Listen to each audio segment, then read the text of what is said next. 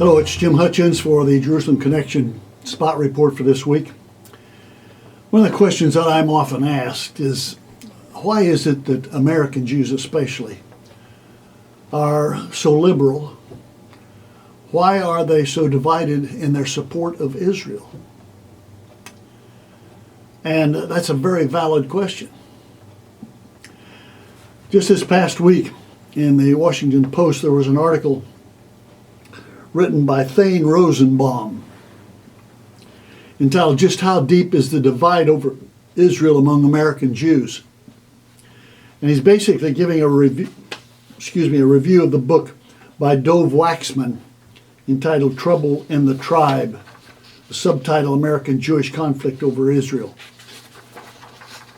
And he quotes about Waxman. He says, Waxman repeatedly states that the American Jewish love affair with Israel is not sacrosanct, that the Jewish establishment is out of touch, that unquestioning and unstinted support for Israel is over. It's gone. It's a thing of the past. That the American Jewish community is currently being torn apart by the fierce battle raging over Israel, that American Jews are truly critical of Israel's government policies, their treatment of Palestinians. These doomsday prophecies about the death of Jewish consensus seem wholly at odds with the common belief that Israel is the most unifying symbol of Jewish identity since the Ten Commandments.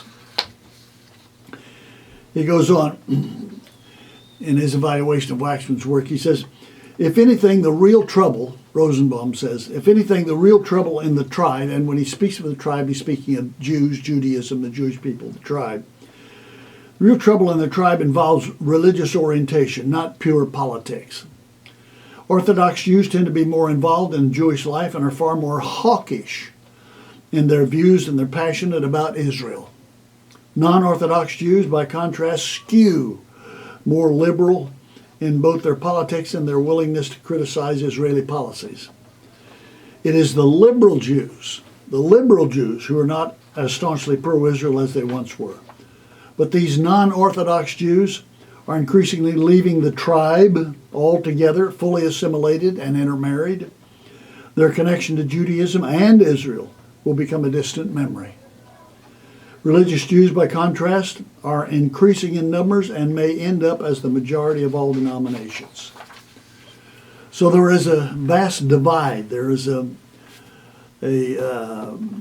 distance between Jews, politically, religiously. And speaking of that, I'm reminded of the book that came out in 2009 by Norman Podhoretz entitled Why Are Jews Liberal? He's a conservative Jew. And he makes a very compelling case for the idea that Jews are liberal because they've left their Judaism. And they've adopted, and basically what he says, they've adopted the talking points of the Democratic Party. That's why they're liberal. He quotes Dennis Prager, the radio talk show host and columnist. Prager says this, despite their secularism, Jews may be the most religious ethnic group in the world. Problem is that their religion is rarely Judaism. Rather, it is an ism of the left. It is therefore usually as hard to shake a liberal Jew's belief in the left and the Democratic Party. Let me say that again. It is hard to shake a liberal Jew's belief in the left and the Democratic Party as it is to shake an evangelical Christian's belief in Christianity. The big difference, however, is that the Christian believer acknowledges his Christianity is a belief, while a believer in liberalism views his belief as an entirely product of what he terms rational inquiry.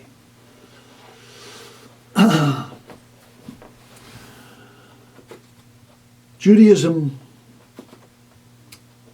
of the Bible is not the Judaism of liberal Jews. The further one departs from the clear intentions of the Scriptures, the further one departs from being a supporter of Israel. That's true not only of Jews, it's true of Protestant, liberal Protestant Christianity has done the same thing. The only people that are really supporting Israel from a religious standpoint are evangelicals who take the Scriptures seriously. The only Christians. And they're in line with with Orthodox Jews who take the Scriptures seriously. They take, for example, Genesis chapter 17, verse 7, I will establish my covenant, God says. I will establish my covenant as an everlasting covenant between me and you and your descendants after you for the generations to come, to be your God. And the God of your descendants, the whole land of Canaan, where you are now an alien, I will give as an everlasting possession to you and to your descendants after you, and I will be their God. Yahweh. They will acknowledge and proclaim and exalt Yahweh. That's not happening. And Jews who have departed from the Tanakh, the Hebrew Scriptures, no longer support the promises and the covenants of God. They're not even known in many cases.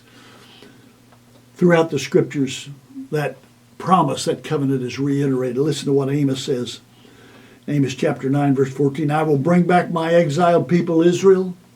Bring them back. 1948, they became a nation for the first time in 2,000 years. And it's now a product of over 8 million people, largely from immigration. I'll bring back my exiled people Israel. They will rebuild the ruined cities and live in them. They will plant vineyards and drink their wine.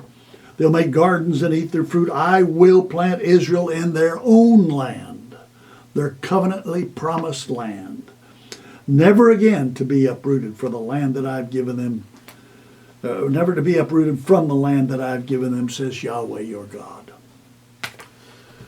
Depart from that clear Scriptures, and you depart from supporting what Israel stands for today.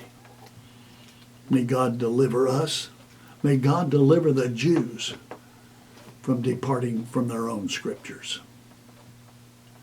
Till next week, Od Kiyavo Shiloh, until Messiah comes, Yivareka Yahweh. Yahweh bless you, bless those you love, bless those who love you.